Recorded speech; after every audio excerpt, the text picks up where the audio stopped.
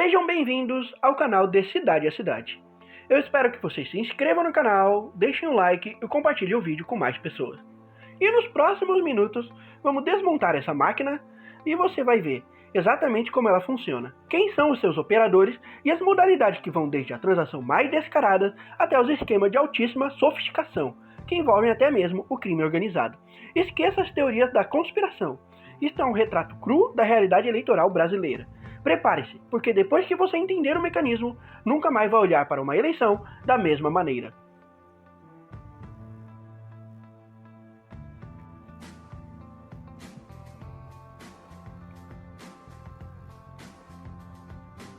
Não é exagero chamar a compra de voto de um câncer.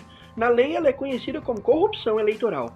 O artigo 299 do Código Eleitoral e o artigo 41-A da Lei das Eleições, Lei número 9504-97, definem claramente: é crime oferecer, prometer ou dar qualquer vantagem indevida a um eleitor com o objetivo de obter seu voto, seja para que vote em alguém, seja para que não vote. E um detalhe crucial, é um crime formal. Isso significa que não importa se o voto foi efetivamente obtido ou não, a simples oferta comprovada a intenção de corromper já configura o crime. A gente não pode entender como isso funciona hoje sem voltar no tempo. A semente foi plantada no período do voto de Cabresto, na República Velha. Os coronéis, donos de terra e de poder, controlavam o voto de uma população majoritariamente rural e analfabeta através de coerção, favores ou trocas diretas. Um senador da época, por incrível que pareça, um barão, já denunciava essa prática em 1880, cunhando justamente a expressão eleitores do Cabresto. Passados quase 150 anos, a lógica de trocar favores por apoio político permanece, só que ela se adaptou, se sofisticou e se espalhou pelo Brasil inteiro.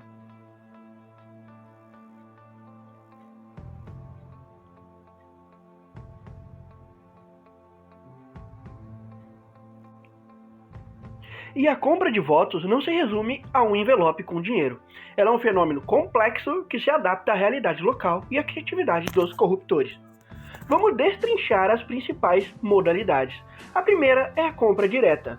Essa é a forma mais crua e direta. O voto é tratado como uma commodity, com um preço que pode variar de algumas dezenas de centenas de reais. Só no último ano, a Polícia Federal identificou cerca de 55 milhões de reais que seriam destinados à compra de votos e ao custeio de campanhas por facções. Casos emblemáticos mostram a cara disso. A prisão de um candidato em Goiás que tentava comprar votos por 20 reais. Outro suspeito em Alagoas, preso com mais de 3 mil reais escondido dentro da cueca. A logística geralmente envolve intermediários de confiança, os catadores de votos. Em alguns esquemas, o pagamento é feito após a eleição mediante comprovação. Em Belford Roxo, na eleição de 2024, o Ministério Público Eleitoral denunciou um esquema onde os eleitores eram obrigados a filmar a urna eletrônica, o que é expressamente proibido, para comprovar o voto no candidato e depois receber o dinheiro. Mensagens de celular apreendidas mostraram a abordagem direta. E a segunda é o bens materiais. Aqui o pagamento em espécie é substituído por bens de necessidade imediata. É uma modalidade que mais explora vulnerabilidade social, cestas básicas, kits de materiais de construção, cimento, tijolo, botijões de gás, medicamentos e até mesmo a promessa de consultas médicas são moedas de troca. O candidato ou seu intermediário se apresenta não como um corruptor, mas como um benfeitor, criando um laço de gratidão que se espera ser pago com o voto. Esta é uma das linhas mais tênues e perversas, porque transforma um direito de cidadania em uma estratégia de sobrevivência. E aqui vemos a terceira, a promessa futura. Diferente da compra direta, essa modalidade projeta os beneficiados para após a eleição. O candidato se compromete explícita ou implicitamente a nomear o eleitor ou um familiar para um cargo comissionado, ou função de confiança à administração pública, caso seja eleito. Aqui, a jurisprudência eleitoral estabelece uma nuance fundamental. A mera contratação de um cabo eleitoral por si só não caracteriza o crime. É indispensável provar o dolo específico, que a nomeação ou promessa foi feita estritamente em troca do voto, e não como contrapartida pelo trabalho de campanha prestado. Decisões do Tribunal Regional Eleitoral do Rio Grande do Sul absolveram acusados justamente pela falta de prova robusta desse dolo, mostrando como a linha entre o trabalho político legítimo e a compra de votos é tênue e difícil de enquadrar juridicamente. E aqui vamos para a quarta, o clientelismo. Esta talvez seja a modalidade mais sofisticada e de combate mais complexo. Em vez de corromper eleitores individualmente, o candidato negocia com líderes locais, que controlam blocos de votos. Esses líderes podem ser presidentes de associações de bairro, pastores de igrejas neopentecostais, dirigentes de time de futebol amador ou, como veremos depois, chefes do crime organizado. A negociação não é por um voto, mas por centenas ou milhares. Em troca, a comunidade ou o líder recebe uma benesse, a promessa de um centro comunitário, a reforma de uma quadra esportiva ou vantagens pessoais para o intermediário. Especialistas chamam isso de uma versão moderna do coronelismo, onde o novo coronel é uma liderança comunitária ou religiosa. Do ponto de vista do candidato, essa prática pode até ajudar a dificultar a responsabilização legal, pois ele não estaria diretamente adquirindo o voto de cada eleitor, mas fazendo uma cegueira deliberada em relação à atuação desses líderes. O quinto é o uso da máquina pública.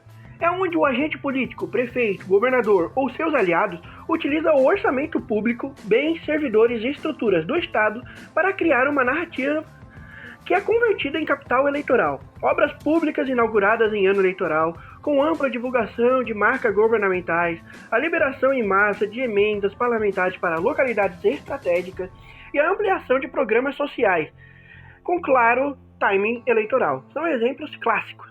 Um caso julgado e citado no TRE do Rio Grande do Sul é emblemático. Envolvia a oferta de terrenos públicos em troca de votos, cobrança de percentual sobre vencimento de servidores municipais comissionados, cobrança de valores de empresas que possuíam contrato com a prefeitura e uso de bens imóveis e de serviços custeados pelo poder público municipal em benefício de campanha eleitoral. Esse tipo de conduta desvia a finalidade do Estado, que é o bem comum, para o interesse privado da perpetuação no poder.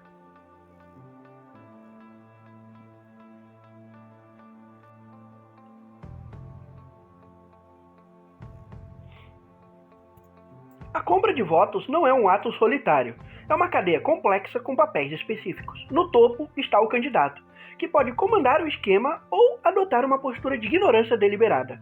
Ao seu lado, o tesoureiro, que controla o fluxo de recursos não declarados, e o coordenador geral, que orquestra a estratégia. No meio estão os intermediários, os cabos eleitorais e os líderes comunitários.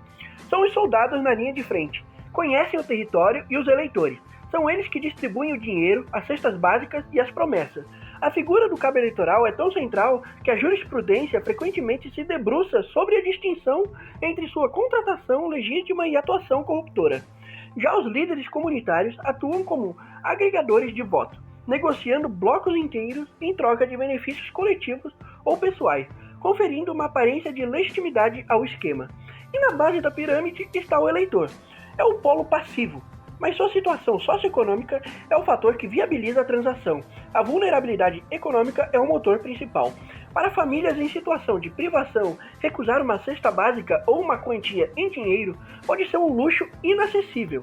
Além disso, uma cultura política distorcida, herança de séculos, faz com que parte do eleitorado não enxergue a venda de votos como um crime, mas como um jeitinho, ou uma oportunidade de ganhar algo em um sistema percebido como corrupto. Uma pesquisa encomendada pelo TSE já apontou que a percepção do eleitor, no sentido de que a compra de votos é um crime, ainda é pequena e que muitos enxergam com naturalidade oferecer o voto em troca de benefícios.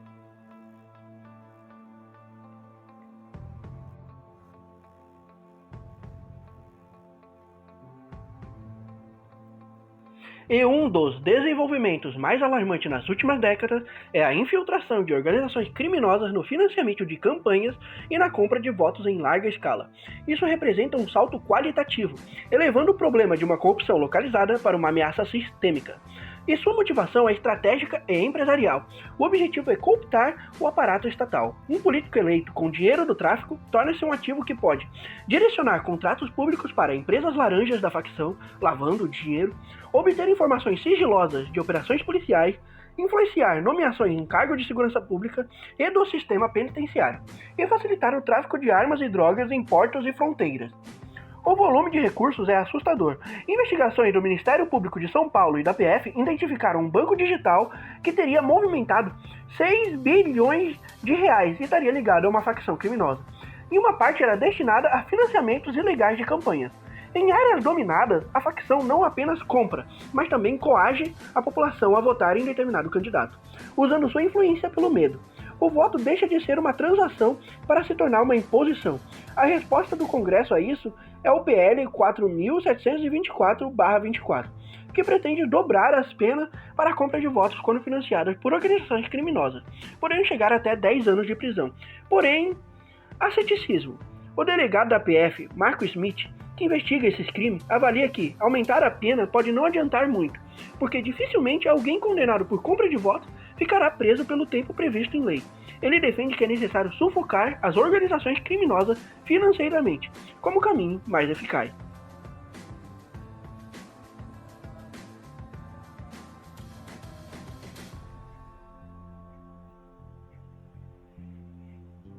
E, para fechar, nada como a realidade para ilustrar a teoria. As operações da Polícia Federal em 2024 e 2025 mostram a abrangência do problema. Em Belford Roxo, Rio de Janeiro, um esquema com candidato a vereador em envolvimento de figura de poder local, com votos sendo comprados por R$100 e a obrigatoriedade de filmar a urna como comprovação. Após a derrota, a candidata cobrou dos intermediários. Agora para Roraima. O presidente da CBF, Samir Chaudhry, foi alvo da Operação Caixa Negra, que investiga suspeitas de crimes eleitorais no estado. Cumpria-se ordens de busca e apreensão e bloqueio de mais de R$10 milhões.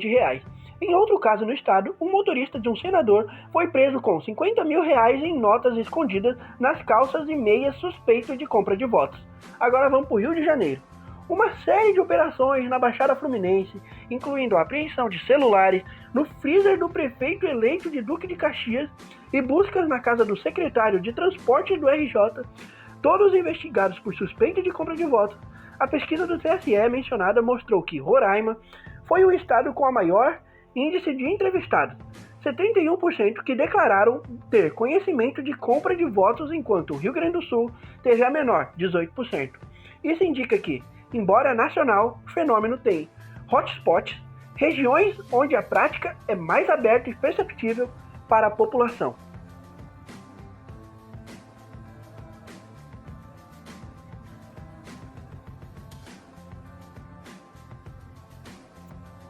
E este foi um mergulho nos mecanismos da compra de votos, da distribuição de vale combustível, ao uso de terrenos públicos, do dinheiro na cueca, aos 6 bilhões de um banco do crime. Ficou claro que se trata de um fenômeno complexo e multifacetado, longe de ser uma coleção de casos isolados. A compra de votos é uma prática sistêmica que se alimenta de desigualdade e uma cultura política clientelista e da constante adaptação dos agentes corruptores. Ela mina a democracia na sua base, pois distorce a vontade popular e faz com que os representantes eleitos possam dever seus mandatos não ao interesse público, mas às redes de corrupção, ou pior, a organizações criminosas. O combate exige mais do que leis, é uma batalha contra uma herança histórica profundamente enraizada. Espero que tenha ficado claro que a compra de votos não é um monstro de uma cabeça só. É uma hidra com muitas caras. É o dinheiro na cueca em Alagoas, a cesta básica que tapa a fome de hoje para perpetuar a miséria de amanhã, o emprego prometido que cria um exército de cabos eleitorais comissionados, a obra pública inaugurada com data marcada para comprar uma imagem de gestor, e o crime organizado infiltrando suas garras no Estado, através de campanhas financiadas com dinheiro do tráfico. No método mais simples ao mais complexo, a lógica é a mesma, transformar um direito em uma transação, e o custo final dessa transação não é pago pelo candidato eleito, é pago por você, por nós e por todo o país, com a pior moeda possível, a falta de hospitais, a educação precária, a segurança fracassada e a descrença nas instituições. Desmontar essa máquina exige muito mais do que uma fiscalização, leis duras ou uma justiça rápida. Precisa mudar a mente do eleitor, precisa mudar a cultura de como que ele enxerga o voto. E eu deixo vocês com isso, porque esse assunto é para outra hora. E espero que tenham gostado e até a próxima.